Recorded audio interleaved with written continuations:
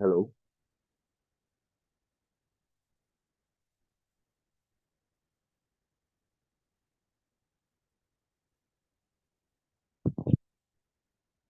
hello.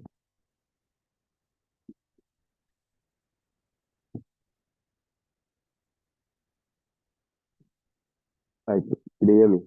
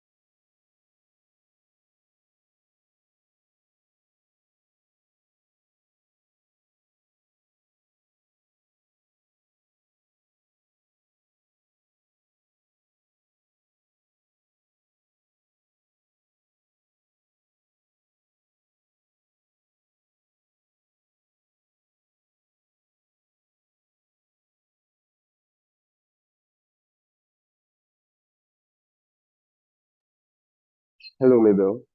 Good, good evening from the side. Can you hear me? Um, Mabel, Hear please, me? can you hear me?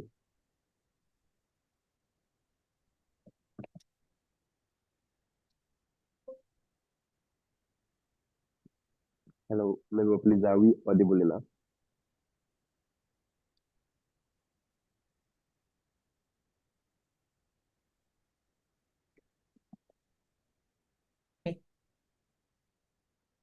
Hello? Hello, Mabel.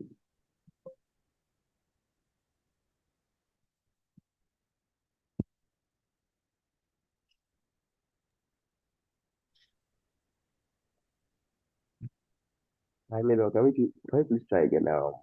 It looks like, Can you hear me? yeah, I can hear you clearly now. Yeah. Okay.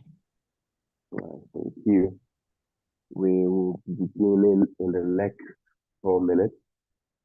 Um, so I'll just try to make sure that we are able to hear ourselves. Mabel, please, one time, you will need to turn our screens on because the session is being streamed live on YouTube. Emmanuel, is my lightning system okay today? Yes, it's better. Perhaps better than yours, because you are darker than I look over here. Right. So you don't have an idea the systems are put in place to get this light. Right. I, My office, right. Just by the way. I know what you put together to get us this lighting. I'm imagining the hands that are behind it. Hi,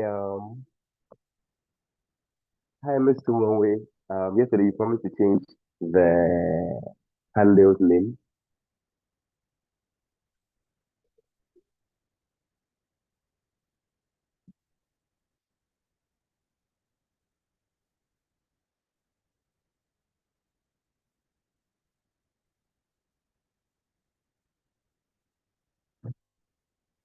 Good evening, everybody. Good evening, Mr. Monway. How you doing? Good evening.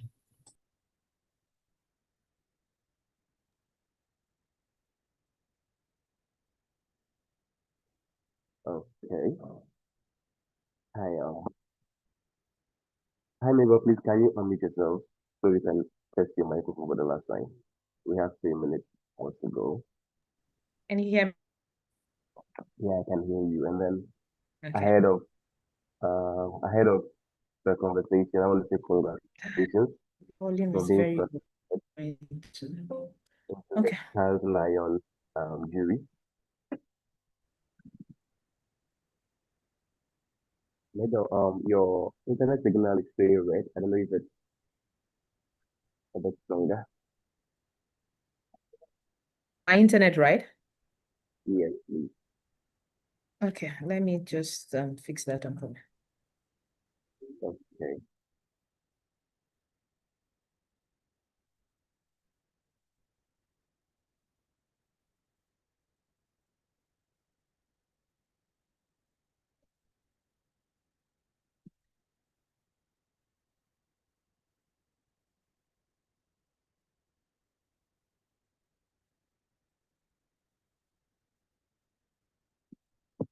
Right.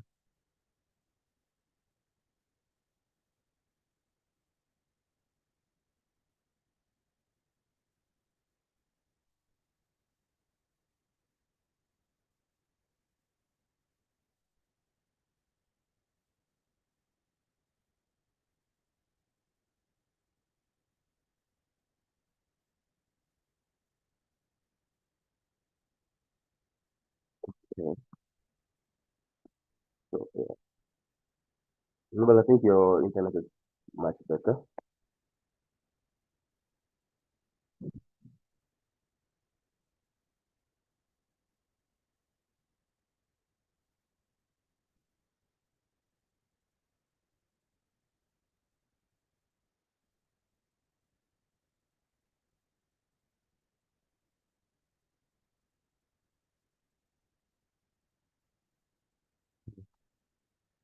We have 1 minute on our time to begin.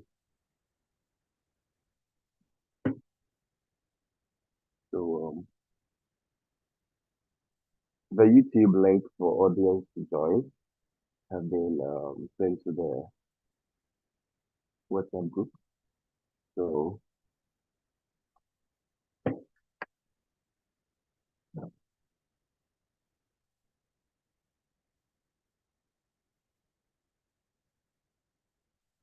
okay, at 3 o'clock p.m. on the dot to 16:00 GMT right here in Ghana. And I know we all big men, but permit me to do my roll call to see if we have all the panelists and all our speakers here. So my name is Emmanuel Champon. I'm going to be the moderator for today's conversation. And I have with me my chief director, who is in the person of Ms. Emma Wenani. She's the chief director of Global Media Alliance. We have here Ms. Nedo Adete. We have Mr. Hussein Idrisu. We have Madam Angela Tumonwi. I think I got the name right today. I did well. It's in constant practice. I just wanted to get it right. So, good evening, ladies and gentlemen. I think we are doing the gender balance well. We are not being biased. At least we have two gentlemen, to myself inclusive, and we have three ladies, strong women on our conversation today. So, give ourselves 3 minutes, and then we should be starting the next 3 minutes. So let's, maybe please can you turn your microphone on and then your camera on as well. Can you hear me? Yes, I can hear you. Okay. Right. I think it's clearer.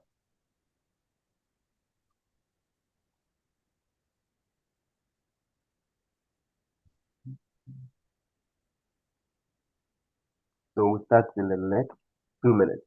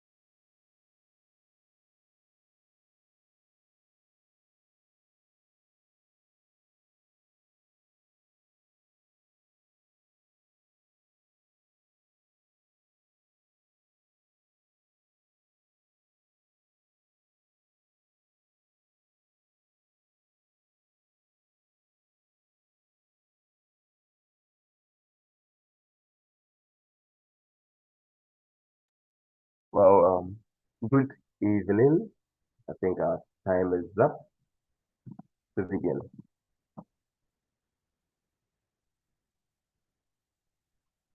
So, good evening, ladies and gentlemen. I'm taking myself out of the equation. Good evening, Emmanuel, and good evening to my other colleagues from Nigeria and Uganda. It's 3 p.m. Ghana, that's 15 hours GMT. We're having a good weather here. Okay, so it's very warm welcome to World PR or World Public Relations Day Festival. This is our second virtual conversation as part of the activities to mark the World PR Day, which is next month. and I'm truly excited about the caliber of thought leadership that we have put together for today's conversation. My name is Emmanuel Champ. As I have been with you, glad, I am proud to announce that I'm going to be your moderator. I'm saying that with a beam of smile because it's not easy. My chief director is watching me, so I have to be proud. And then to be joined by a host of great communicators, it's much pleasure. Without much ado, I would want to put my chief director on to give an opening remark. She's in the person of Miss Emma Wenani. Miss Emma, you're welcome. Thank you so much, Emmanuel. Good afternoon to everyone, or good evening, depending on the time zone you're joining us from.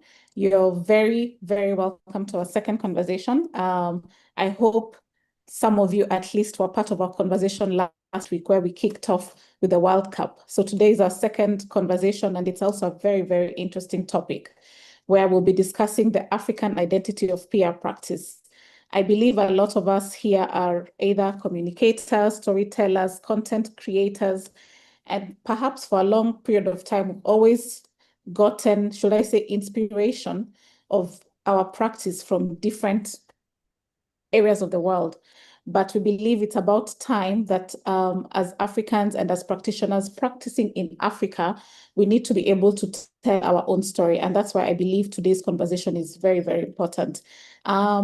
We have quite an exciting panel, and I love that they're all from different countries, and we're going to get very, very practical ways of how we can be able to ensure that our African identity is told as it is. So I am looking forward to this conversation. I'm very excited, and you're all very, very welcome. Thank you.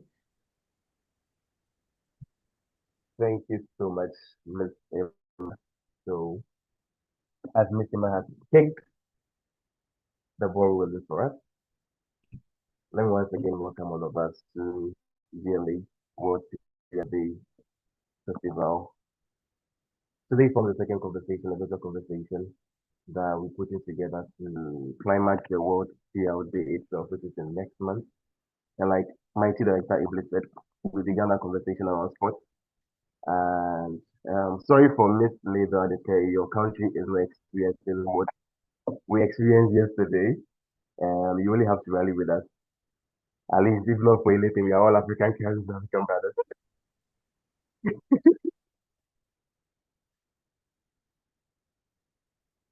Yeah. I mean, you have nothing that to just sign that. Even though we know deep down you wish it was you, but we are good like that. Okay, thank you. So before we set the ball rolling, today's discussion is going to be on the African identity of PR practice. What has been the identity of African PR practice? What has it been? So to help me do this discussion,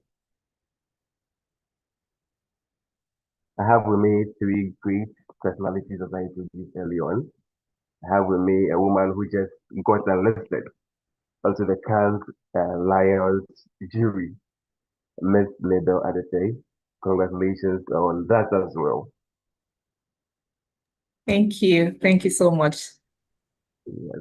Miss Adete is currently the brands and comms head at Wema Bank. And like I said earlier on, she, I think as at the second May, there was an announcement by Cannes Lions that she's part of the shortlisted jury for the events for this 2026. And then we have also on board a man that I call, should I say Wembook? I wouldn't say Wembook by that, but then this man doesn't forget any page in a book he has read for 10 years ago. A book he's read over the past 10 years. He can remember what this page said, what was in this page, how the person quoted it. So, ladies and gentlemen, allow me to introduce Mr. Idris Hussaini.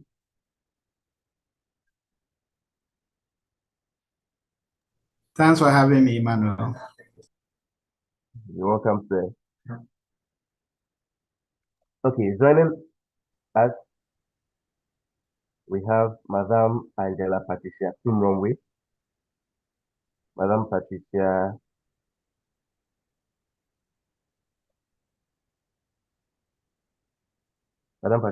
is the founder of Agile Media Foundation, Agile Media Africa, a communication strategist with more than 10 years of experience in public relations. She's worked with organizations across Africa to build trust, shape narratives, and communicate through culturally grounded approaches that connect with local audiences and global stakeholders alike. So we're glad to welcome or have you on board, Madam Patricia Tumromwe. Can you unmute yourself? And then Thank you so much.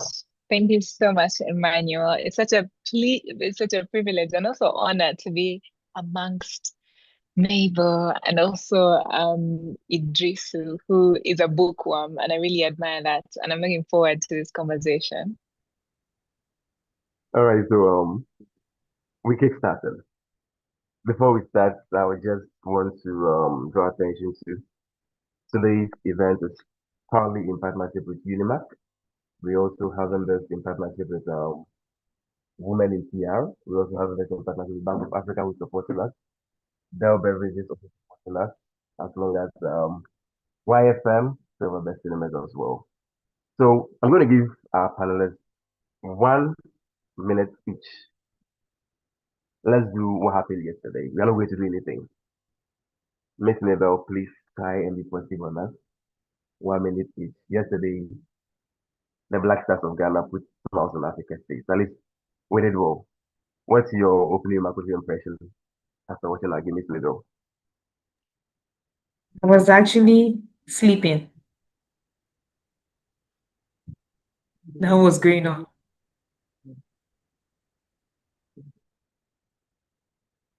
Can you hear me?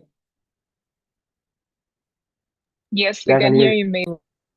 Yeah, okay. I mean, he was asking if I watched the match yesterday, right? And I said that I was actually sleeping. Yes, Remember that yes, we're not at the World Cup this year, so I'm very selective with the ones that I watch this season. So yesterday wasn't a good time to watch. we understand. That's a valid point. Yeah, we really understand. Miss Tumromwe, what's your impression after watching us win yesterday? Just 1 minute. No, same as Mabel, Uganda, we're not a part of it, so we didn't even care to watch. Today we have a conference and everybody was saying, "Did you watch the game? Did you watch the game?" No, we didn't even watch the game. But yeah, sorry to disappoint. The fact that we're taking African identity of here, and then we have these 2 African countries not watching our game. Mr. Disu, Well, I'll brief them. It was an exciting moment. One of the very best performances I've seen in recent times. Panama people wanted to give us tough time, but at the end of the day, we were victorious for not only Ghana, but entire Africa. And that was the only second win for African countries since the tournament started. So it's rather unfortunate my 2 colleagues could not watch our performance. I will invite you to watch us play again on Tuesday, beat our colonial colleagues. I wouldn't want to say masters. When we beat England on Tuesday, I invite you to watch that one as we represent Africa and as we always do for Africa. Ghana Black Stars #1. Thank you. Mr. Idrisu. So we've had all our panelists give us what they think about our game yesterday. Let me give chance to my chief director. Ms. Uma, your impression with our game yesterday?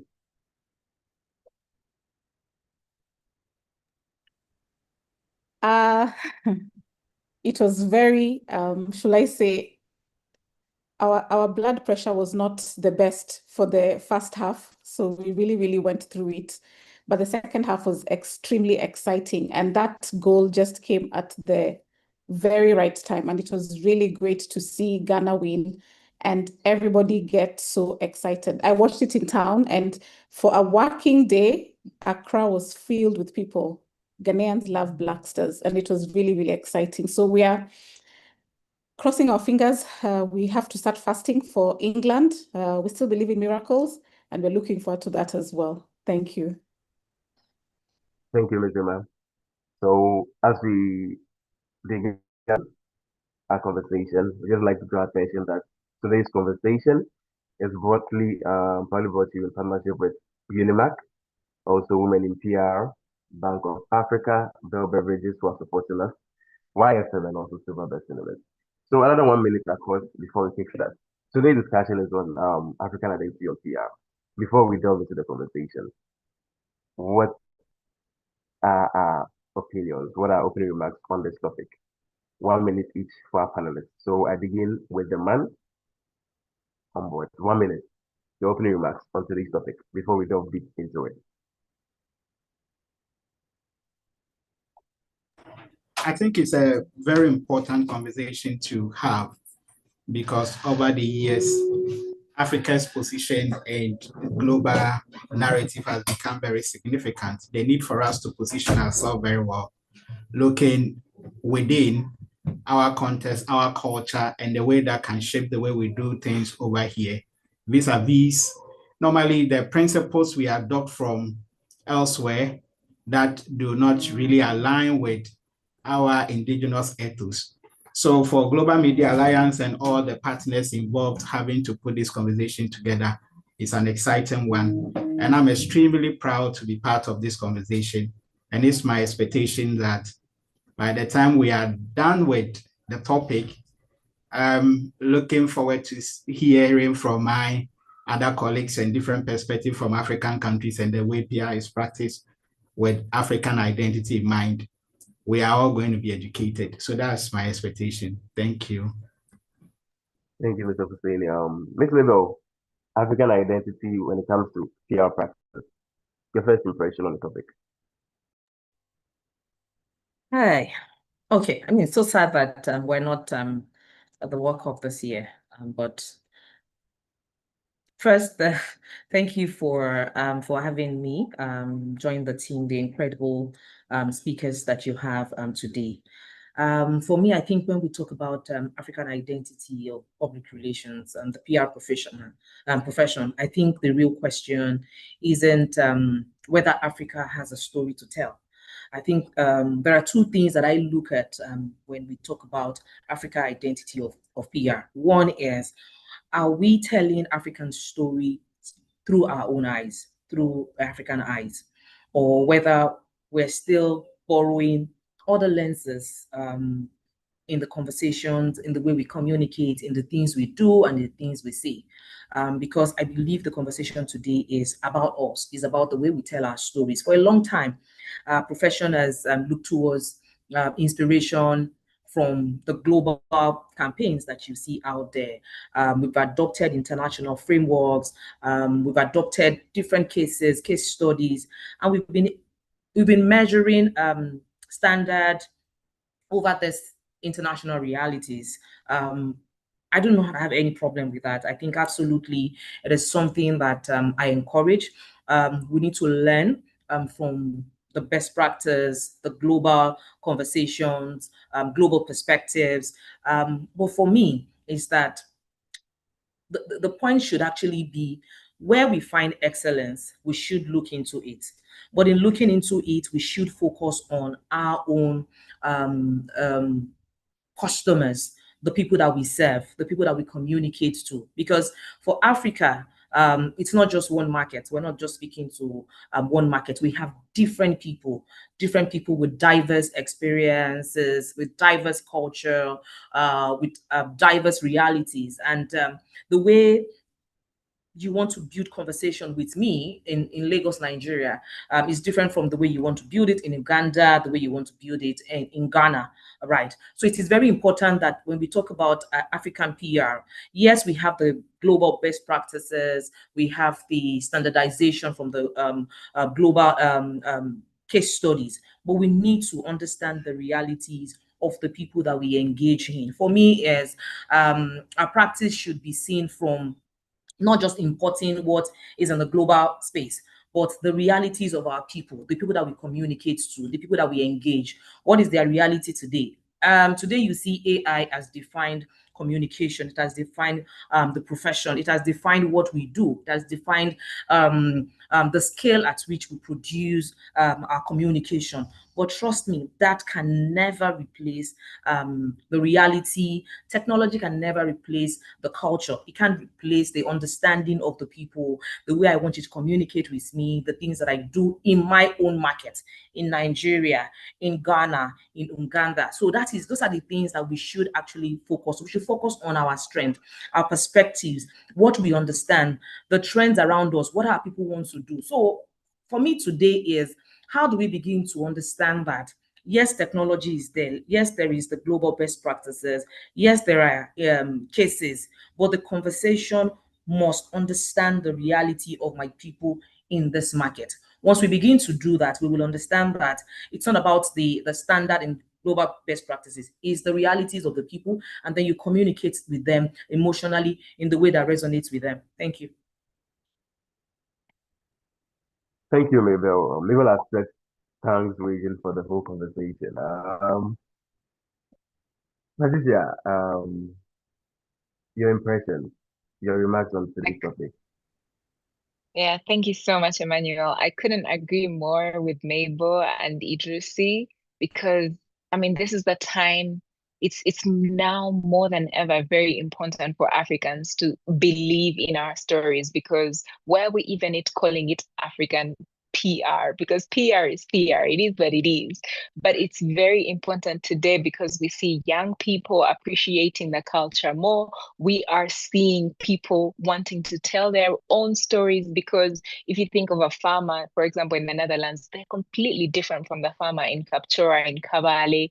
If you think of community here, you will easily believe your neighbor as opposed to the billboard, right? If you think of our nuances in terms of media consumption or just message consumption, in countries like Uganda, radio is still very dominant.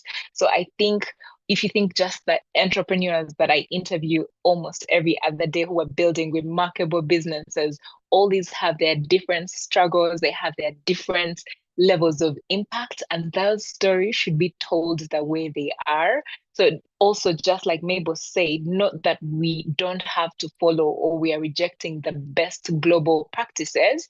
We need to also remember that all the trust we talk about every day, the relationships, the communities, all these have always been part of how Africans communicate. So I'm really looking forward to this conversation, because we must tell our stories in the way that we feel authentic to them, because when we do that, we will really remain competitive on the global market. So I'm really excited to what this conversation is going to explore.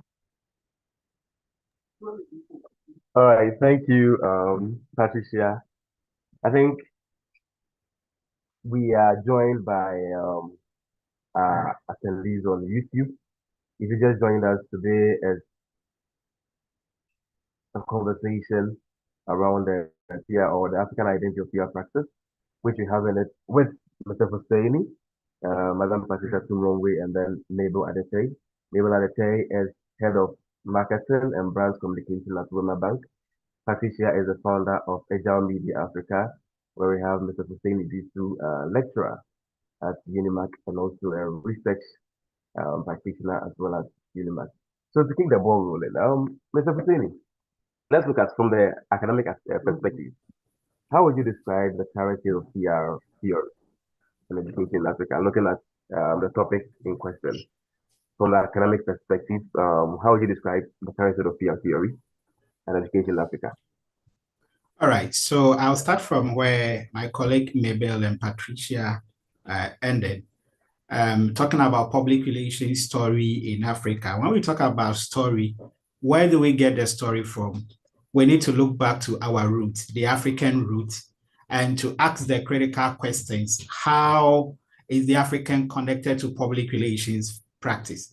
Is it a case that even the concept public relations, is it a creation of the people in the West? That's where we need to have the conversation. If we go back to our roots and we are able to unravel our unique and authentic understanding of public relations, then of course we are able to shape the conversation. We are able to direct our conversation and be able to situate it within the African perspective as expected. Right. So there's been a lot of work that have demonstrated that Africans had their own understanding of public relations practice. And interestingly, the way Africans understood PR, or should I say even understand PR, is not quite different from what we have come to know of public relations. I mean, critical concepts that we all adhere to globally, right? So, for instance, you can look at the unique concept of the linguist in African, culture, which is so common. You look at cultures like the Akan culture, where I have done some work over there.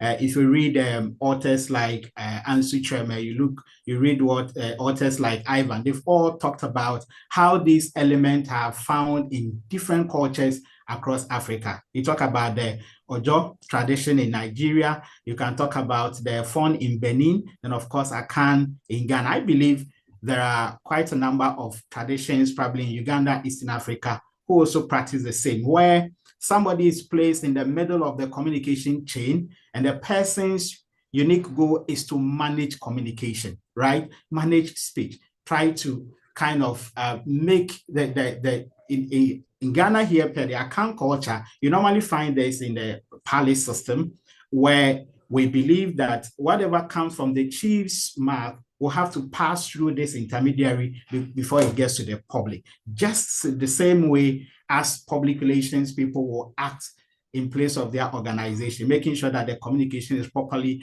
crafted, properly secured before it gets to the public, right? This is just one example. We have multiple examples of these things that tell the African story. And interestingly, it is not only the African continent. If you look at, countries in the periphery, right, what we normally want to call them countries in the margins, the marginalized world, they are all beginning to speak up and to be able to assert their place in public relations historical narrative, to tell the world that, look, what we have come to practice as PR did not originate from your culture. Every culture, if you want to look very well, you find elements of PR practice in there.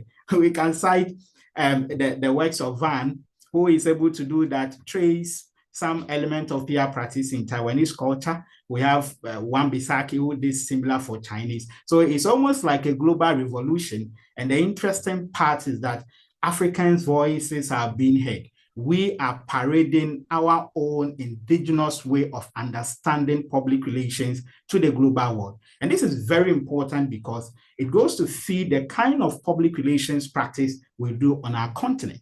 And back to your question, almost I would say this is the foundation setting the tone. If you ask of theory, right, I want to give a practical demonstration because I'm a teacher. I believe in demonstrations. We take a theory like, let's a theory like the excellence theory, which is a very common theory for public relations practice. Normally, we call it the normative theory for PR practice, sponsored by the IABC in the 80s, right? Kind of develop a framework to guide public relations practice. I've done a work with my colleague where we assess the excellence theory and Akan's way of practicing PR. And interestingly, we're able to prove that all the 10 so-called elements in the excellence theory were already things that we're doing here. We take, for instance, first principle, we normally say PR is a strategic management function. And Akan's culture is able to demonstrate that, right? Where we have the Ochame in the palace who perform the strategic role of communication. He advises the chief when it comes to communication and all that. You talk about the second principle, which says that public relations have to be part of the dominant coalition. And you look at the chairman's role in the palace. He's part of the council of people who advises the chief, which is almost like the PR person serving on the C-suite or serving on the dominant coalition. You look at the third principle, which says that public relation function should be separated from other functions such as marketing, human resource. And clearly, in Akan palace composition, you have various roles being performed by various sub-chiefs. just like the way the modern government functions. You have the finance minister, you have the defense minister. Accounts have that system where the Sanahene is in charge of finance. You have the Jasehene, who we could say is the chief of staff of the palace. And clearly, the duties of the Ochame is separated from these duties. In fact, I could go on and on and on, prove all how these 10 elements, fit within our indigenous practices. I believe that there are other works. For instance, in Uganda, there's a scholar called Moshensi in 2003, did a similar work to prove how Ugandan village life or communication that happens in the village life kind of resonates with public relations principle, where we have a broadcaster who pick the message from the village chief, then disseminate to the people, and the broadcaster not being part of the people who formulate the message. These are principles that resonate with current public relations, philosophy. So it goes back to tell us that the theories that we adopt from elsewhere, right, are not different from what our contexts have always been practicing, except that we just need to operationalize them, right, within our context that resonates with what we do here. And that, give us a perfect grounds to start with. So in terms of theory, that's what I would say about it. We live the theory, we practice it, except that because we haven't owned them, it seems to appear that these are theories from elsewhere, and these are theories that are alien to the way we do our things here, right? Thank you, Mr. Fuseni. I think it's giving me a very interesting conversation with we given details on how the African chieftaincy, the palace, the account tradition is your practice. Now, while you end, then with the mention of Uganda, let's come wrong with you having agile media for the past 10 years. In your own experience, how do agencies operationalize African storytelling in campaign design? With we saying African have their own way of parading indigenous, they have their own way of parading PR, which experience over the past years. How have you done it? How has African PR agencies operationalized African storytelling, especially with campaign design? Thank you. Thank you, Emmanuel. I think it's very important to also appreciate that there's a lot of interest coming into Africa. Everybody's talking about how, the future is Africa, but us ourselves are not leveraging that. But you're seeing a lot of context being put at the forefront that it's not just about the storytelling, but we need to have the African faces in these campaigns. And it's also just deeper than that, deeper than the context itself. But what does that mean to the community? Does the message resonate to the people who the message is going to, the audiences? And I'll tell you a fact, there's a lady who grew up in the UK, and she was just saying when she came to Uganda, I'm starting to enjoy advertisements, because I see people like me, I see people on billboards like me, as opposed to where she grew up, And that's what that means. Context really matters, that we need to spend time in these local realities, because there are brands that come with, strategies from headquarters in London, in the US, and ask you to execute this in a country like Uganda. But are we understanding the community around the consumerism of that message? How is it conversational, or is it very corporate?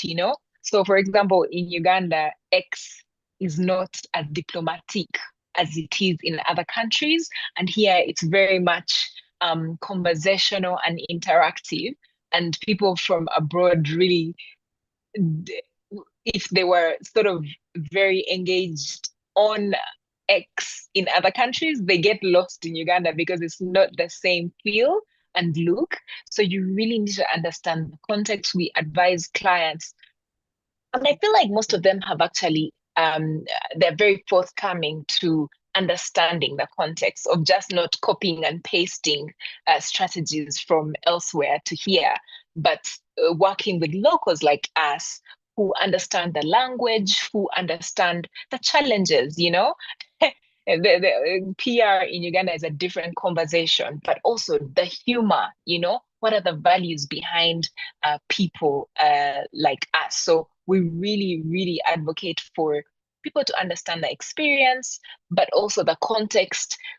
Why do people trust others rather than, you know, promotion?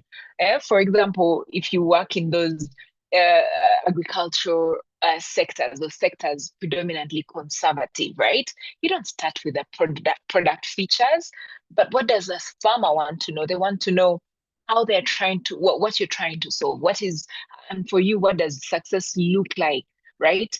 How does that help them pay pay tuition for their children? How does that help them feed their family? And does their fellow farmer believe your story? Because if we don't operationalize how we tell these stories, then we can't put the people before the messages. We need to be able to put those messages before we put we need to be able to put people before we put the messages across, because then we avoid seeing cases of big media agencies confusing, for example, DRC Congo to Uganda, which we recently had, and they were just confusing the different countries. So it's very important that we contextualize the messages, put context to the messages, because as much as we are very similar and on the same continent, we have different countries, different cultures, different foods, different dialects. There's so much that is different, but if we don't give context to it, to every single campaign we execute, then we might not be as competitive. So that is what I would say on how we execute our campaigns locally. All right. Thank you, Patricia. Coming to Mabel. Mabel, putting context to message or putting people before messaging. In your experience managing corporate communications for large organizations across Africa, how do you balance global communication standards with the need for cultural identity or authenticity in each market? Looking at we putting people before message and putting context to message with experience, how would you say you balance global communication? Thanks for that question. And the earlier speaker very on point about putting into context, understanding the people, and that helps you to be able to create your messaging and ensuring that it actually fits into the audience that you're speaking to, and then it resonates with them. I've been fortunate to work across different industries, banking, FMCGs, breweries, telco, telecommunication, aviation, media, and even on the agency side. I understand that the way we experience global brands and then the way we see the framework isn't the issue. The understanding of our reality and being able to adapt when necessary is where sometimes I see the gap. So I believe in global standard. I believe in case studies. But at the same time, I understand that there is a need to understand your reality and be able to put in your framework, your strategy into perspectives that resonates with the people that you want to engage. Again, that there are standardization, there are disciplines, there are culture, there are realities, their experience, but your ability to be able to put in all of these things into perspectives would help you to really understand at what point do I communicate with someone in Nigeria that stays in Lagos? And at what point do I communicate with somebody that stay in Nigeria but actually live in Ondo State? Yes, because our realities are different. What we see on a daily basis, our behavior to adopting things, they're actually different. Until you begin to understand these things, you probably, I mean, you would you will struggle to get the fit for purpose strategy that would give you the return on investment and the value that it should give to your audience. I remember during my agency days, carefully creating campaigns because one, you understand the objectives that the client wants, and you sit in a room where client is telling you what, in a very, very open way, they're telling you what their reality is or are. They're telling you what their ambition is. They're telling you what their story is, what their journey is, what they've done in the past. They're telling you all of these things, and you sit down to digest. It's like a Bible. You sit down to digest all of that, and you're expected to go into your own space to come back to them because of your experience, your expertise in how the messaging should work. At what level should I create what? Is it at the awareness stage? Is there a customer or a consumer whom I can get from awareness to engagement and then to adoption immediately? Understanding all of that helps you to create meaningful PR campaigns, come up with meaningful PR initiatives, activities that actually resonate with them. So for me, is that yes, there are global practices, there are global standardization, there are case studies, right? But my perspective and my reality here in Nigeria is absolutely different from somebody's reality in Uganda, another person's reality in Ghana. If I fail to understand this, I would not even understand, or I would not be able to select the right channel to use to communicate to them. At what time? I would not even understand the way the communication messages should be crafted in a way that it connects with them, in a way that resonates with them. For me, is that balancing your understanding of the people, your understanding of their reality, your understanding of their behavior, your understanding of their channel, your understanding of their journey, your understanding of the trend, where they are at the moment that you want to engage them, helps you to come up with the best PR strategies that actually connect with them.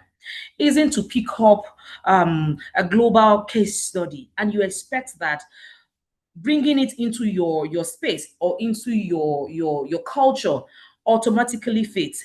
It absolutely does not fit that way. Your experience from that, I mean, I've managed global campaigns, I've managed international campaigns, I've managed Pan-African campaigns, I've managed local campaigns, and I can tell you for free that the experience actually matter. The experience, you can't take away that. It helps you a lot. It helps you to be able to think on your feet. It helps you to understand what strategy works and what doesn't work. It helps you to understand how to navigate. It helps you to understand the kind of opportunities that are there, the kind of realities that are there. But that you need to put into your present situation and the audience that you want to engage. I think if we begin to look at that, it will help us to create PR narratives, PR storytelling, PR strategies that actually resonate with people and helps to drive overall objectives. Again, for me, I mean, and the last on that would be being consistent, because we understand our journey, we understand our reality. I think people want they want to they react to your campaigns, they react to your initiatives because they have been following your journey, because they understand what you typically would do, they understand the language that you communicate with, they understand that they can see themselves in the campaign that you create. If people can find themselves, there's that emotional connection. There is that understanding that I can see myself in this messaging that Mabel is creating. I can see myself in this reality that Mabel has painted for me. You would see a lot of traction in your campaigns. You will see a lot of people taking the right actions that you want them to take throughout the journey of your campaign. Thank you. Thank you so much for those awesome submission. If you just joined us on YouTube, we're having a conversation around African identity of PR practice. And joining me do have such wonderful conversation is Madam Patricia Tumronwe from Uganda. We have Mabel Adite from Nigeria, and then we have our own Sustainity from Ghana. So from different realities in Africa to fail, if you fail to understand, you won't help. So we having our own way of parading our own understanding of PR. Back to you, Mr. Hussein, from the same academic perspective, from all the submissions you've gotten from our industry persons, is it possible to develop a genuinely universal PR theory that is rooted in African thought? And what would that look like in practice? Because if we have different realities in different part of Africa, just one continent, if we have to put context to play, if we have to put the people before the message, with all the submissions by the two great men, what do you think? Is it possible to develop a genuinely universal PR theory that is rooted in African thought? Looking at your recent study you did with Dr. Michigan. Well, that is going to be quite enormous, because a universal theory grounded in African perspective, African identity, then of course it becomes complicated. Maybe what we can say is that an African theory for public relations practice in Africa. Then of course, I think we would have delineated the scope very well. Well, that is quite possible. But the challenge we do have, which I can understand from the submission from my sister Mabel, is having to understand who we are as Africans, right? Even within the continent Africa, like she mentioned, we have different categories of individuals, different cultural understanding, different belief systems, different history, and all that. So to have a PR framework that reflects all these different aspirations, cultures, and identity that will be acceptable by all these people is going to be very enormous, but it's very possible. We're able to do that. We're able to do that to leave room for those nuances. Much well accommodated, right? Now, I will begin the submission from a point of view that one thing that we need to first understand and appreciate is to ask ourselves who we are as Africans. I think it's a question that mostly we shy away from, or we do not really ask. Who are we, and what are the cultural makeup of we, the African people, and how do these factors shape our institutional building and our institutional framework? I will give a typical example. If you look at frameworks like G. Hofstede's framework, cultural framework, or you look at frameworks like Edward Hall's framework. Edward Hall talks about two societies: high communication context societies versus low communication context societies. So high communication context society, which is predominantly the African world, are societies where they are collectivist, in mindset. They are very reserved in terms of their communication. They want context to be very important to their communication, right?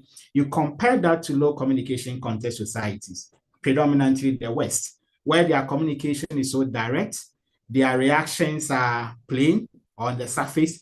So if you have these different societies, then you have institutional frameworks in Africa, largely modeled on the framework of low communication context society. It becomes very challenging for the African to fit within this system.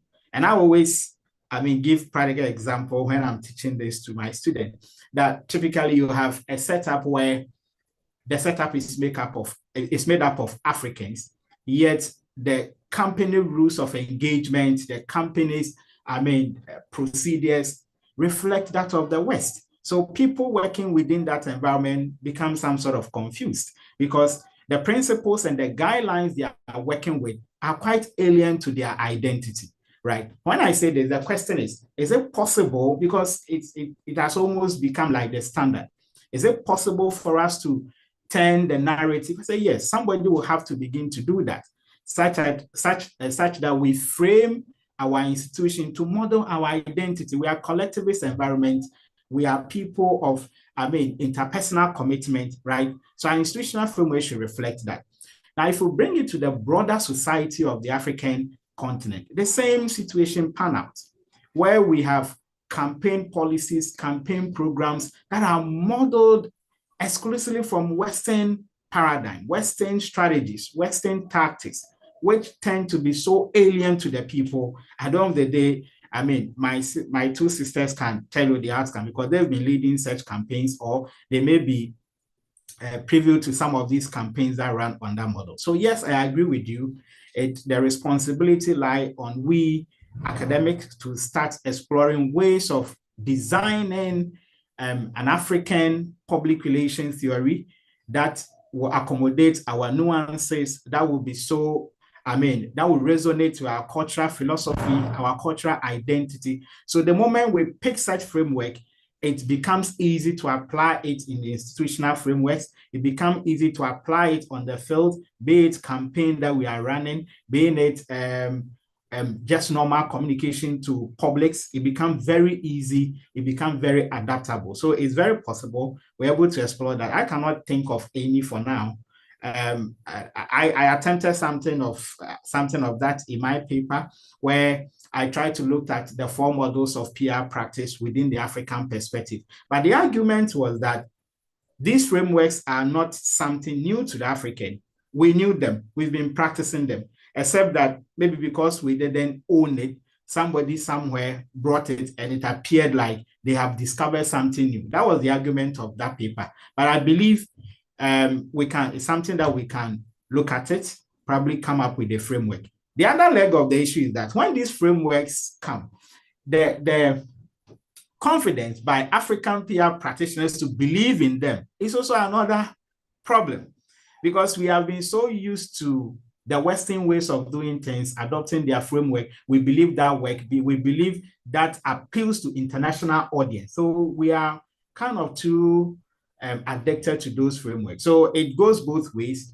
As we academics are trying hard to explore ways of coming up with such designs, we will also plead with our industry practitioners to also find value in these frameworks and begin to apply them and get us feedback how they pan out on the field, so that if there are ways to shape it collectively, we can all help shape it, so that tomorrow we can have an African PR design that respond to our culture, that respond to our identity, that solve our problems the African way. Thank you. Thank you, Mr. Hussein. I'll come back to you. Now, to the audience and to the panelists, there are some few questions or 2 big questions that might took from Mr. Hussein's submissions. And I'll come to you, Mr. Monwe, and then same as you, Mabel. In asking ourselves who we are as Africans in terms of PR, Mabel, what would be your answer? Who are we as Africans? To make sure we identify, we have an identity in PR practice, Mabel. So answer my question, who are we as Africans in terms of PR practice? I was just trying to really get and understand your question. But before I go into your question, I need to give, kudos to, I'm trying to remember the name of the other speaker, our lecturer, Professor. Yes, fantastic. Absolutely, you were on point 100%.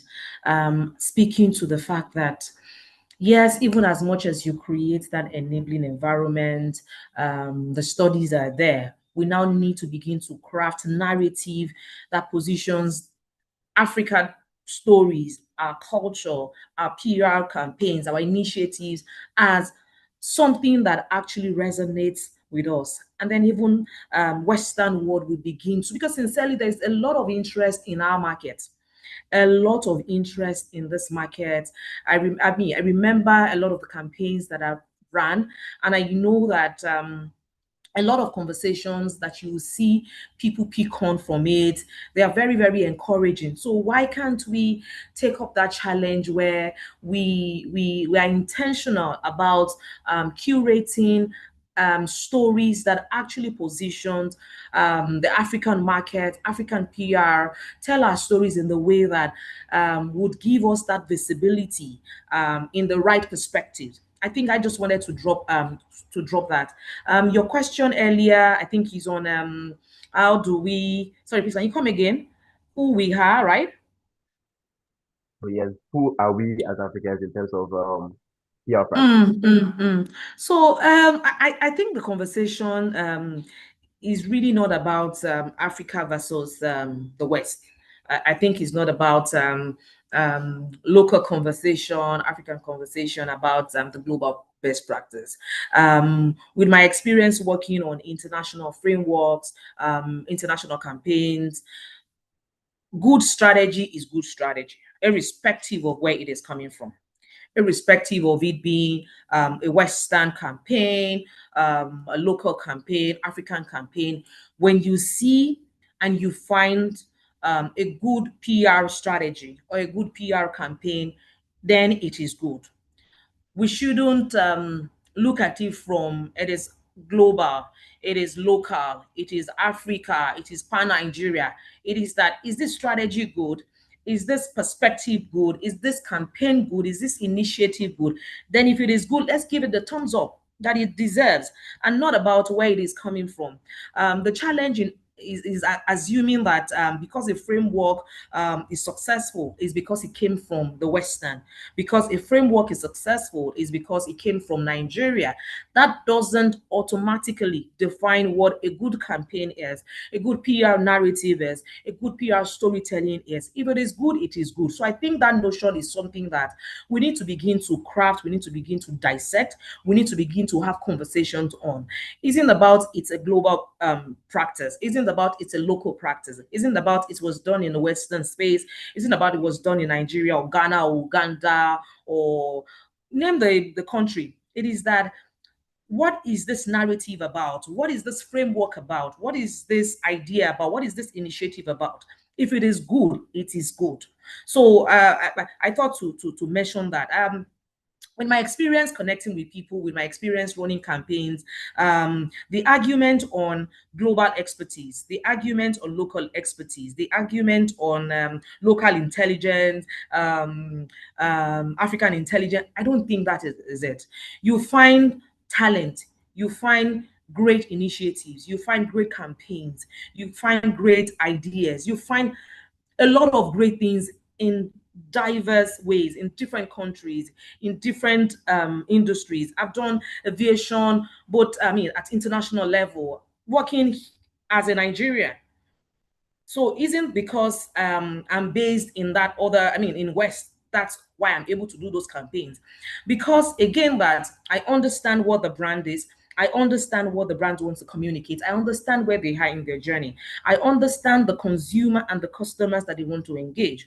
And then you're able to use your experience to craft PR strategy that actually resonates with the people that they want to engage and their objectives. So when we begin to look at ideation, when we begin to look at strategy, when we begin to look at experience, when we begin to look at frameworks from the objective side of it, to say that, does this help us achieve our objective? Does this actually connect with the audience? Does it tell the story that I want it to tell from a global perspective? Does it tell the story that I want to tell from a local perspective? Does it tell the story that I want to tell from an African perspective? If it actually cuts all of those things, then it's a go. So those are the things that I think we need to begin to look at. It's not I mean, even in the age of AI that we're in right now, there's a lot of scalability. There's a lot of ability to be able to generate content in minutes, ability to be able to generate ideas in seconds. But again, we ask ourselves, is it because it's a global framework? Is it because it's picking from a global audience? Does it understand the tradition? Does it understand the experience? Does it understand the people? Does it connect with them? If you are able to tick those boxes, I think that should be the goal. It shouldn't be about the framework was used somewhere in Uganda, then I bring it down here. It shouldn't be about the framework was used somewhere in Johannesburg, I need to bring it down here. It is that we need to understand ourselves. Wherever you are, whatever market you operate in, whatever industry that you're in, whatever local community, African community, global stage that you're in, you need to understand the reality of your people. You need to understand yourself. You need to understand what makes you who you are. When you understand those things, ideas will resonate with people. The storytelling will connect with them. The understanding would be easy. The messaging would feel right for them. And you would find all of the boxes in terms of your metrics being ticked, and then it connects with what you want to drive. Right. Thank you, Mabel. We need to understand, we need to connect. Um, Patricia, let's Yeah. say that it is possible, just as Mr. Husseini has admitted, it's possible to have develop a genuine universal PR theory that is rooted in Africa thought. But do you think we have that confidence as Africans to believe in that theory developed? If it's possible, if it's been done, do you think we have that confidence in believing in that theory? But to start, Emmanuel, I don't want to be controversial, but I actually don't believe there's one African story. Like we all know, there are over 54 African countries. Now, Uganda is different from Ghana. A story that will resonate in Lagos will not resonate in Kisoro. I'll tell you for a fact, because of our different cultural nuances and beliefs. But I honestly believe that we can bank on our shared value on community, on family, on just the respect, that, an African child wouldn't say this to their mom, and just the collective progress that we are seeing today with the Gen Zs and how the Gen Xs are nurturing their children. So in all honesty, I also don't think that African PR should be about one identity, because then if you have frameworks, they should be flexible enough to speak to the context we spoke about earlier. So let's look out for those local differences to be able to recognize that we all have shared experiences also on the continent. So I honestly believe that it shouldn't be uniform. We don't have to sound similar. And this is the challenge that some of us are still falling short of, that we still need to listen, we still need to sound like all the other creators or all the other campaigns that have already been executed for millennia. But for me, what the ideal future would look like is that kind of market that we don't have to be translated for, that someone can see themselves in a given campaign, someone can see themselves in a story, because our stories are actually authored by us. So should we tell them, the Africans should be able to speak for the Africans themselves. And we don't need that to be the question anymore, but are we bold enough to be the ones to define that story? Whatever the story is it the Ugandan story, but the African story alone, I hardly agree that it's permissible. So then I don't even answer your question. Well, if Emmanuel will permit me, I would just want to add something small to what Patricia just said. Yes, it's a reality. We know that Africa is made up of different cultures. Even within Ghana, right, we have different, cultural makeup of the people. That makes it quite complex. If you want to design a framework for even public relations practice within the Ghanaian context, what a framework can do is to leave room to cure these nuances or these differences. So any framework that so to say promote African public relations practice in terms of storytelling, strategy formation, etc., that framework should make room for these differences, so that if I am in Uganda and I want to adopt the framework, I know that the framework leaves room for me to plant my cultural beliefs, identity, and philosophy within it so that it's able to resonate with the people I will be dealing with. The people's way of communicating, understanding, relationship building is factored in that framework. I think that can work, and that is very possible, within Africa and across the various countries on the African continent. That was a little part I wanted to add to Patricia's submission. Thank you.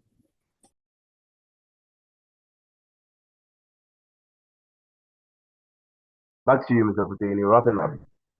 How should African universities, with your experience, how should African universities and training institutions reform the PR curricula to reflect African cultural realities and then communication conditions? Since we're trying to build a certain, or we're trying to look at the identity of PR practice, how do you think African universities and training institutions reform their PR curricula? I think it starts from the models we use to teach our students. I mean, we keep trumpeting the point, African PR identity. Look, I have this quote I always give to my student that PR only ceases to exist when the last man leaves, meaning that PR has always existed. And if you look into every culture, you will find public relations. The way the people want to engage, the way the people want to build relationship, the way the people want to tell their story, right? Every culture has it. And interestingly, you have with academics, I mean, partly we can be blamed for this unfortunate situation. We always do the advocacy. We need to look at PR from the African perspective. We need to design PR in such a way that reflects the African paradigm. But we check our courses and our programs, and we do not even have, I wouldn't say a course, a topic that talks about African PR in the various universities I know. I can't say I'm familiar with all the programs that are run by the universities across the 54 African countries. But I mean, as a researcher, we read, we interrogate literature. I'm here to find a university that has a topic that looks at African PR. So if we don't have such a big concept in our training manuals, then of course you can expect that the students we churn out, at the end of the training, wouldn't even believe in the African identity and the African way of practicing public relations. So I think we have to start from somewhere. We can integrate African perspective, philosophy, identity in our curricula so that by the time the student is done with the training, he or she has been exposed to the African way of PR practice, the African thinking of PR, the African understanding of PR. And like my sister Mabel rightly said, wherever you want to run campaign, strategies are strategies. And I always argue that the best strategies are the strategy you create based on context, not the strategies you adopt from books. Strategies adopted from books are strategies that may have worked elsewhere, which might not necessarily work within the context that you'll be working with. So you look at the context, you look at the history, you look at the culture, you look at the identity of the people, and you're able to fashion a strategy that resonates with them at that material time within the program that you are running for them, right? So if we begin to expose our students to this idea about Afro perspective of public relations, identity, then of course, it would naturally kick something in their instinct that we need to begin to look at PR from the African angle. So when I go out there to practice, I need to know that communities are not the same. There may be communities that are typical of the African setting, as Travers and Langworthy will argue. We have types of community: solidary community, fragmented. Fragmented normally will have different people, almost like cosmopolitan. But solidary community that are so compacted, culturally bonded, and all that. You ask yourself, what strategy, what tactics, what story will resonate with these people so that I can get my PR campaign through? So if we begin to conscientize our students, this way, then of course it will be a way of promoting the African public relations narrative. But if we still slap the Western way of doing things. So they come out and the thinking is that PR has to be done in the Western way. So if the person is not strategy well groomed to know that it depends on the context, I need to be very innovative with my strategy. I need to be thinking outside the box to generate my own way of doing things that work within this context. Then, of course, it becomes a problem. So it's doable, but it has to start somewhere. Thank you, Manuel. All right, so starting somewhere, we started this conversation with people or other audiences joining us live on YouTube. So if you're just joining us, we're having a conversation on the identity of public relation practice. And we're having this conversation with Patricia Tumronwe from Uganda. We're having a conversation with Mabel Adete from Nigeria. And then from Ghana as Mr. Hussein Idrisu. So drop in your questions, your comments, in the comment section on YouTube, and we'll read them live to you for our panelists to respond to. So, Mabel, do you think there's going to be a challenge? Are we foreseeing challenges where there are different realities in the African continent? We're trying to put up a certain African identity of PR practice because Madam Patricia said she doesn't want to be controversial, which sounded controversial, but the realities in Uganda is different. The realities in Nigeria is different. The realities in Accra is different. Do you think there's going to be a challenge in trying to forge one African identity of PR with these different realities?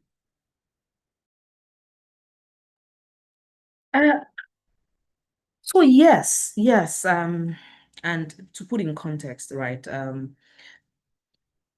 So today we're discussing the African PR identity. You also know that in the African PR, the African continent, you have the countries, right? You have Nigeria. So my reality today, yesterday, is different from your reality in Ghana, yesterday and today. Yes, we're driving the same story. Yes, we are pushing the same narrative, but in what context will you push yours? In what context will I push mine? And I'll give an example. So if the goal is to position Africa in the right perspective, if the goal is to position Africa on the global stage, if the goal is to begin to tell the positive stories about Africa, what makes us different, the diversity, the uniqueness of our culture, what we do, that is the goal. And that is the goal that all the countries in Africa should carry and begin to tell.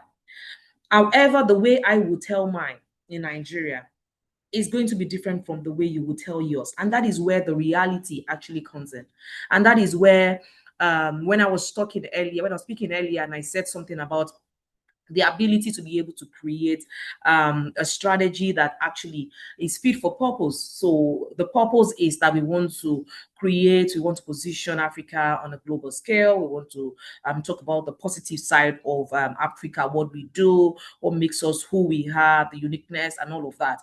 If that is the goal overall, the next steps would be that, what is my understanding of my people? What is my understanding of what my people would do or what they would go for? And how do I use that to create the best narrative, the best story, the best identity, the best strategy, the best campaigns that will actually make them to begin to take the action that we want? So really not conflict, really not being able to, I think we should pick it from what the overall goal is. Earlier when I was saying something about if the strategy is good, the strategy is good, and that should be the goal. If the goal is positioning us on the global stage, if the goal is to begin to showcase the African culture, if the goal is to begin to showcase the African talent, if that is the goal, I think we should all move with that one voice and then look at the uniqueness of our space, look at the uniqueness of our people, look at the talents, look at the things that, I mean, what you will use to position that in market A in Nigeria is going to be different from what you will use to position that in market A in Uganda. It's going to be different, but you cannot take my reality. You cannot take the fact that overall, I want to position Africa in the right perspective. And I'm using the story of a businesswoman somewhere in Lagos, Nigeria, who has been in the business for 5 years, for 10 years. And today she's transporting her goods, her business in other countries. That is my reality here. Another person from Uganda, from Ghana, from Kenya, from Nairobi can decide that the story that I want to tell is the story of a student who has gone ahead to build something from scratch to this. And that is the story you want to use. But you know what? The overall goal is the positioning us in the right perspective that we want to position ourselves. So for me, is not, it takes us back into what exactly is the goal. The goal should be clear. We should have clarity of goals. Whatever the goal is, it should be clear to you and I, the lecturers, the teachers, the PR professionals, the clients. It should be clear to us on what exactly do we want to tell? What exactly do we want to push? What narrative? What do we want to drive? I think when we begin to drill down that way, I will use my understanding of my people. I will combine it with my experience. I will combine it with the global best practices. I will combine it with the case studies that I have seen. I will then use that to form and create something that is unique for my people, that my people can connect with. And when they begin to talk about it, when they begin to push it, it helps everybody to achieve the goal. For me, I don't think we need to sugarcoat it. I don't think we need to and earlier when I was talking about something is good. If Patricia's strategy is fantastic, then it is fantastic. Are there one or two nuggets? Are there one or two things that I can pick from her strategy to understand what she has created? Not necessarily for me to adapt what she has created end to end in my market, but my understanding of the great work that she has done.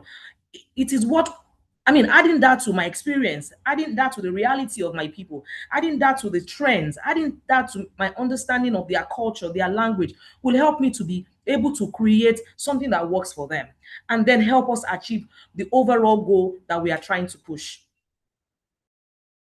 So we get the overall goal that we're trying to achieve. Well, Patricia, there's a question for you. Someone wants to know, when you built Agile Media Africa, did you consciously set out to do PR differently because you're an African, or did that identity emerge over time?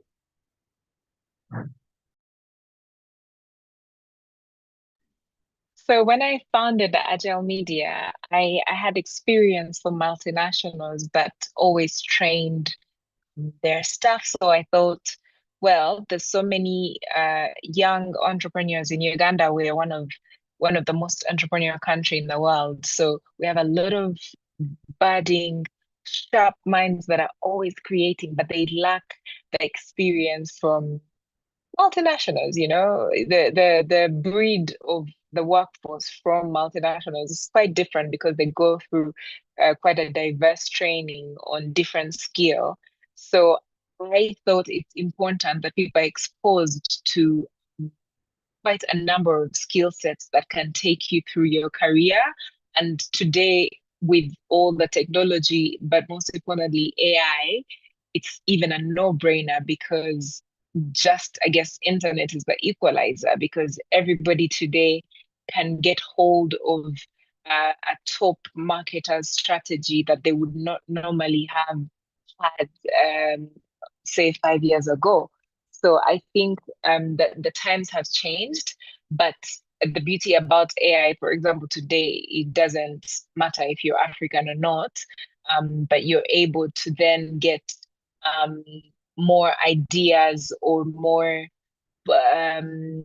creativity flowing from your end to be able to execute a beautiful campaign or bring more awareness to the amazing work you are doing. So times have changed. There's a question to all our panelists, and we're all going to tackle it one after the other, 2 minutes each. So, is there a big tension, or let me say, what is the big tension between practicing PR with an African identity and then operating a global communication industry that so largely sets the standard? I'll begin with you again, Patricia. 2 minutes. Is there a big tension, or what is the biggest tension between practicing PR with an African identity and then operating in a global communication industry that so largely sets the standard? 2 minutes. Did you say change? Did you say, is there a big change? Is there a big tension? Is there a what? A big tension. Big You said tension. tension. Big tension, yes. Oh, a big tension. Like I said, I think the tension, for example, if we're working across markets, for example, if we have a client who has a footprint both in Kenya and Uganda, normally you want to work with the locals in those countries because, like I mentioned earlier, what resonates with someone or people, a specific audience in Uganda will not necessarily resonate with those in Kenya due to some of those nuances in culture that, women don't eat fish, and then women in Kenya eat fish, but then there's a specific culture of women in Uganda that don't eat fish. So then it doesn't resonate as much if you have sort of the same hymn sheet. But I think the tensions really are on the differences in value as opposed to the difference or differences in, say, the cultures, the countries themselves. So I think that's where the tensions would be, really, not being cognizant of the differences in the context. That's what I would say. What I'm saying is, you agree that there's a big tension between practicing PR with an African identity and operating the global communication industry, which don't set the standard. You agree? Well, The- sort of. But today, like I mentioned earlier, things have gotten better, and it's upon us now to change that narrative. We have the platforms. We're able to create even our own platforms. There, in my other life, I'm a podcaster. There are African innovators around platforms that are predominantly for African content, African news, African messages. So we have the opportunities today that we didn't have before. So for all those rooms that we haven't been able to be let in, we can create those rooms. So the times have changed. All right, thank you, Patricia. That question was actually for Fuseli, but you bet just Fuseli. All right, so she has answered it all. I think the problem is bigger than public relations in the sense that, like I mentioned earlier, our institutions in Africa, both be it private, public, most organizations, are modeled with the West in mind, right? So the way we do our things, our corporate culture, how we set up the institutions, the laws are all framed, with the West in mind, right? So with this mindset and with this setup, with this framework, if you want to adopt a pure African-driven way of doing things in this setup, then of course you are calling for a clash.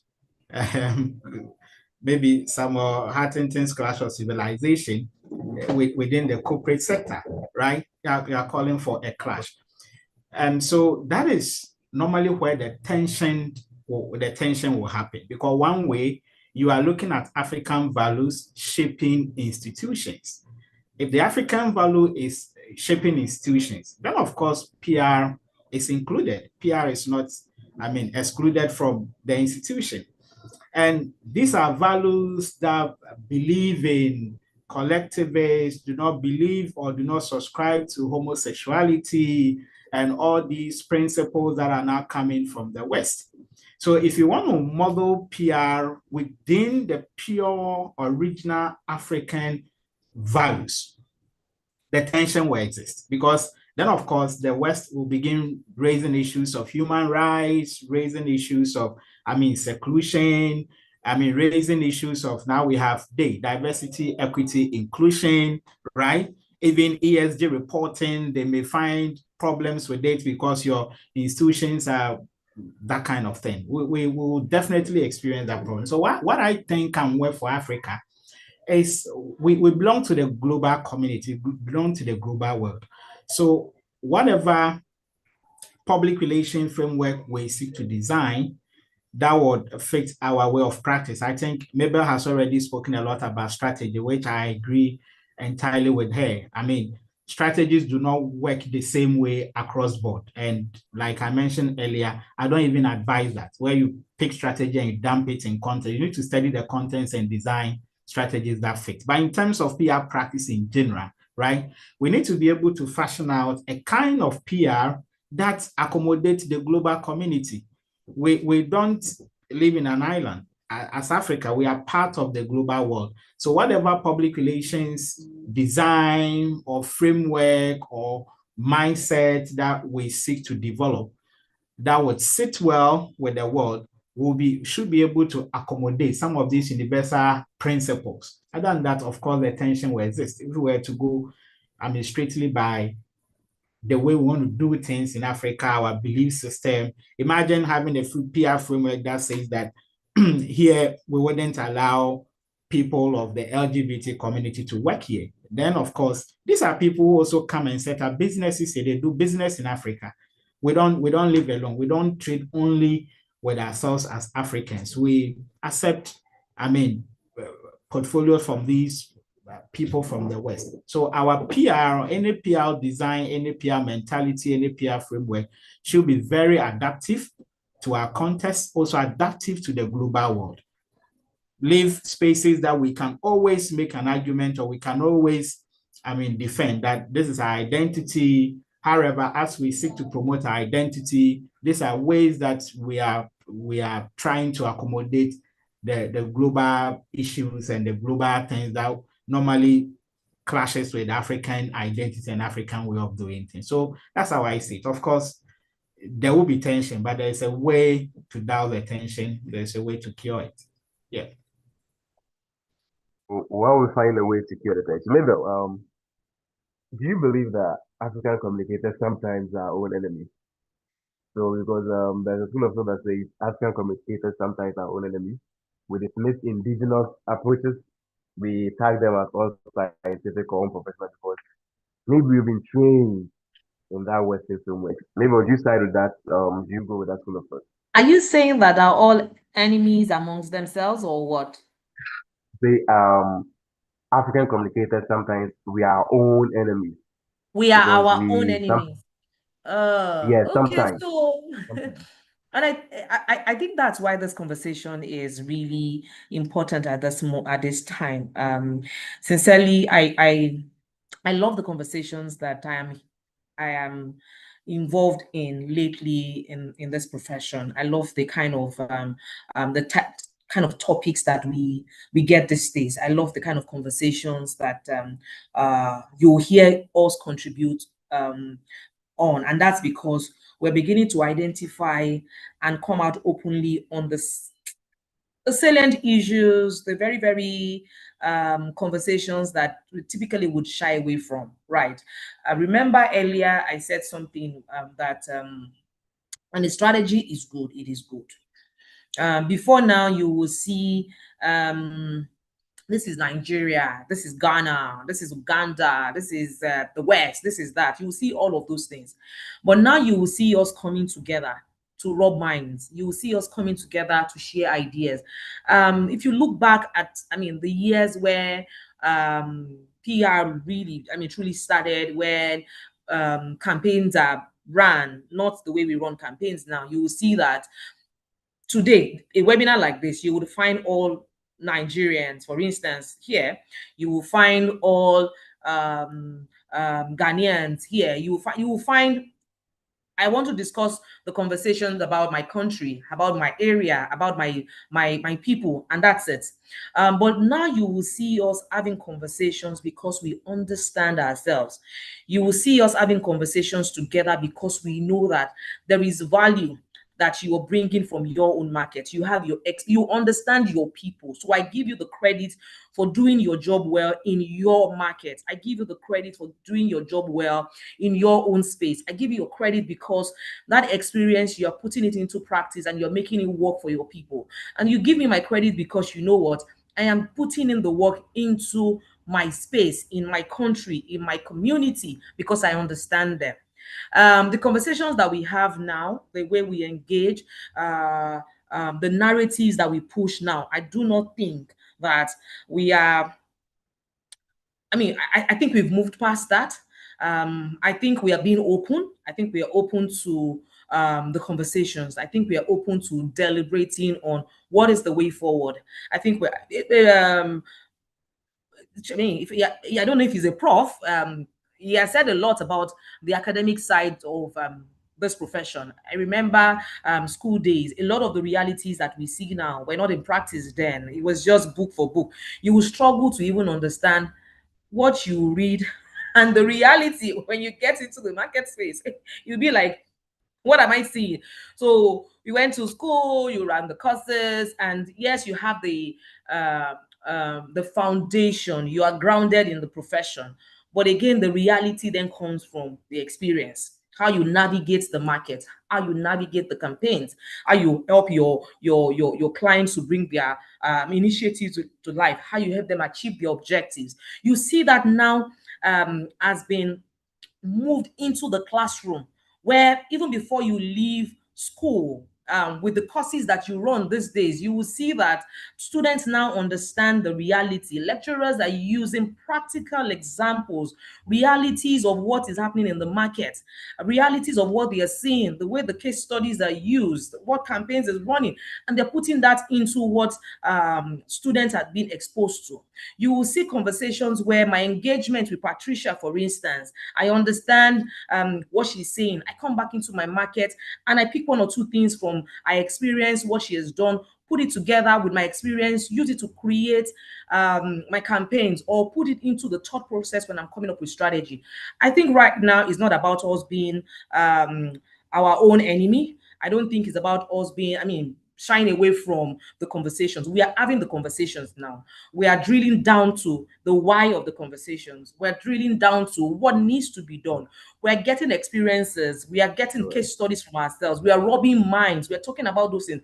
And you will see that we are moving to the right direction. I think, again, that if we are consistent with what we're doing right now, we are consistent with narratives, we are consistent with the openness, we are consistent with the collaborations that we're seeing now, in a matter of time, you will see us on a global perspective where African PR storytelling, African campaigns, African narratives will be appreciated, and we are all going to be proud of it. All right, thank you. We are 1 minute to end our conversation. So in 20 seconds, starting from you, Mabel. You're about to sit on the Cannes Lions jury. Congratulations once again. In 20 seconds, no more than 20 seconds. Does that feel like an African PR arriving at the global table in 20 seconds? Sorry, you about said... to sit on the Okay. You are about to sit on the Cannes Lions. Does that feel like an African PR arriving at the global table in 20 seconds? Absolutely, absolutely. Judging this year, I was actually, impressed with the kind of narratives, the stories that I saw while judging. I was overwhelmed. I was very, very, very happy with the profession. When you're practicing something and you're seeing the trend, you're seeing how it's growing, you're seeing the perspective, you're seeing. So right now, I am excited.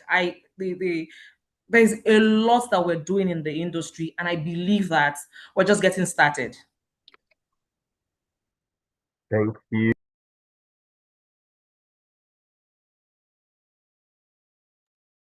You're on mute, Emmanuel. Patricia, in 20 seconds, what do you make of the future for PR practice in Africa in 20 seconds? You are far behind time. Well, just to piggyback on what Mabel said, I hope that we are bold enough to tell our stories, because organizations, PR managers or comms managers are waiting for other people to tell our stories. For example, tell it as it is. So in countries like Uganda, you have some leaders who still think that PR is all about lies, propaganda. But why don't we tell our stories just the way they are? And people find the positivity in them. So let's be bold enough to define our stories the way they are. Thank you, Patricia. While we are being bold enough to define our story, Mr. Hussaini, how bold enough can we be while we're wrapping up in 10 seconds in the academic sector and academic industry? In 10 seconds. Bold enough to introduce African perspective in our teaching. I would want to see an African, university develop courses around African understanding of PR, African mentality of PR, African strategies that can be grounded in African culture. I'm looking forward to seeing this happening on the continent, right? So I know this conversation will go far, and policymakers in the various universities may chance on it. And we hope and pray that a year from now, when we are back to have this conversation, we can say the university, the National University in Uganda, or the University of Ghana in Legon, or UNILAC in Nigeria has introduced the African perspectives of PR practice in their programs. And I'll be excited when that happens. Thank you.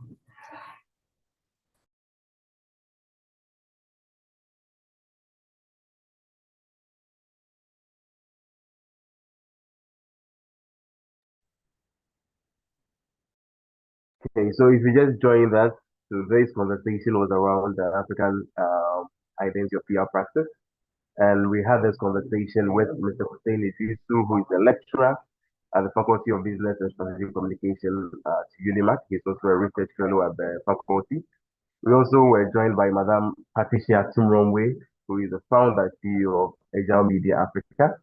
And then we were also joined by Madame Mabel Adete, who, like we said, and so sits on the Cannes Lions jury.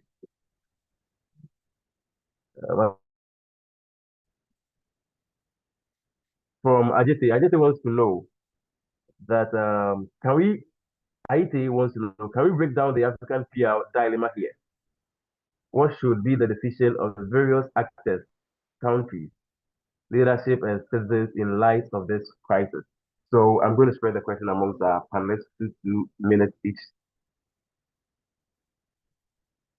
Yes, and then we are looking at the crisis in South African context. So he wants to know, can we break down the African PR dilemma here? What should be done in the decision of the various countries, leadership, and citizens in light of this crisis? Talking about the South African crisis. So who's taking up question first?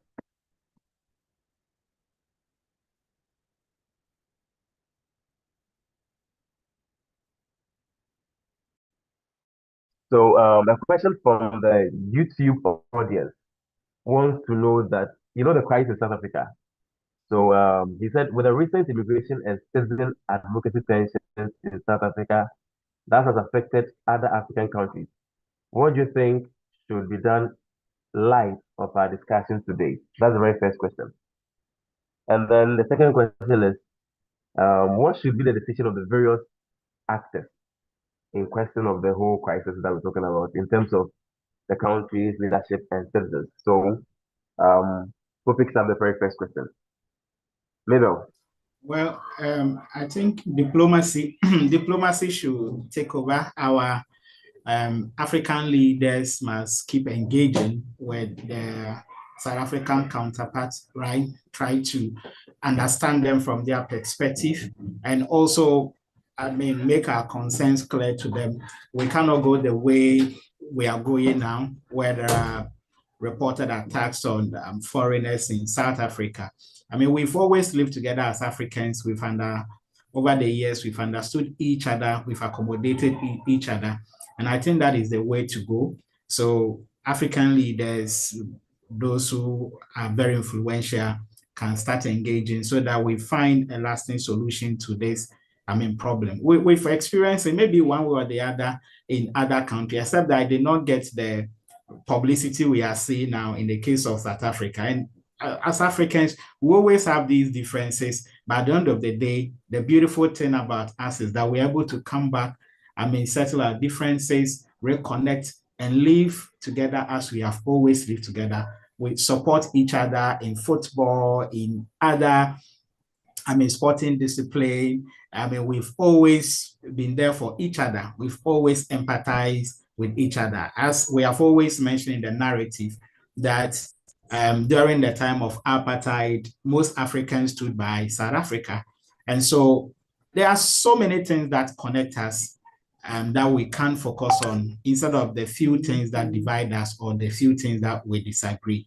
So I will urge our colleagues that maybe we tone down whilst leaders find ways of engaging, find ways of solving the whole crisis with choosing diplomacy instead of retaliation. It doesn't really help the continent and we, the citizens of the continent. That would be all that I can say.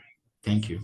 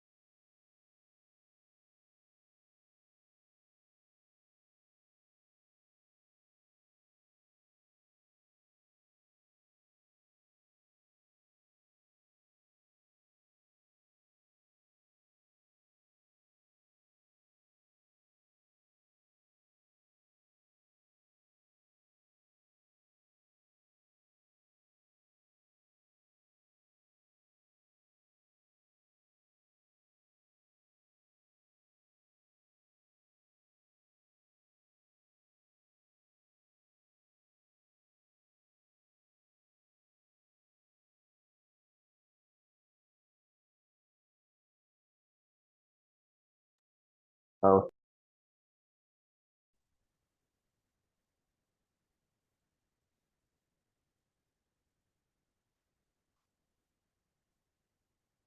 hello, Mabel, can you hear me? Yes, I can hear you. Was it my network? I think it was.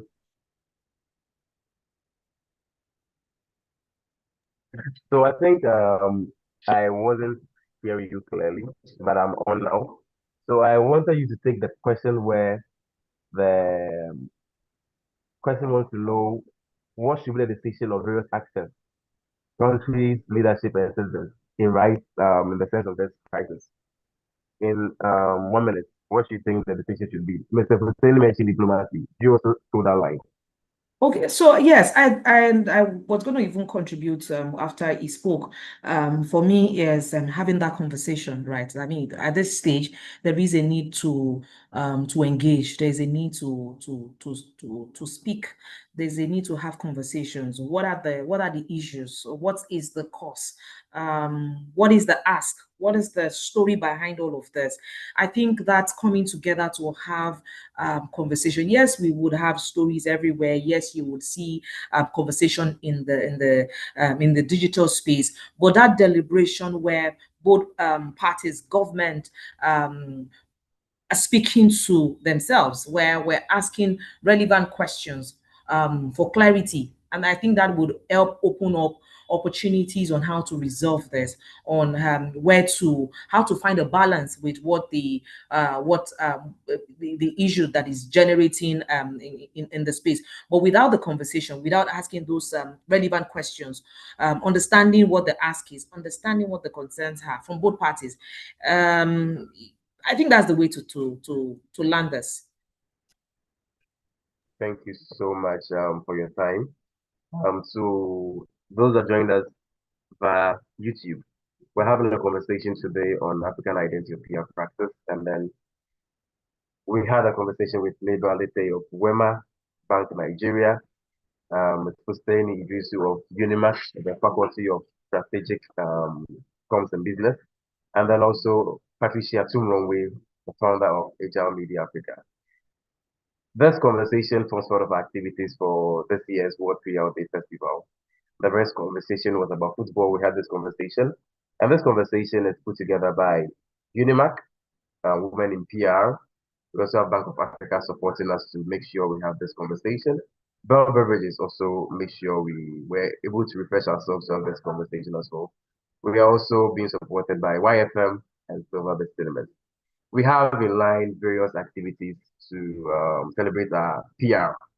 So after this conversation, the next conversation will be made possible via our social media pages.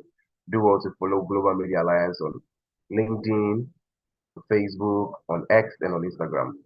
Follow up for more information on this year's World PR Day Festival activities.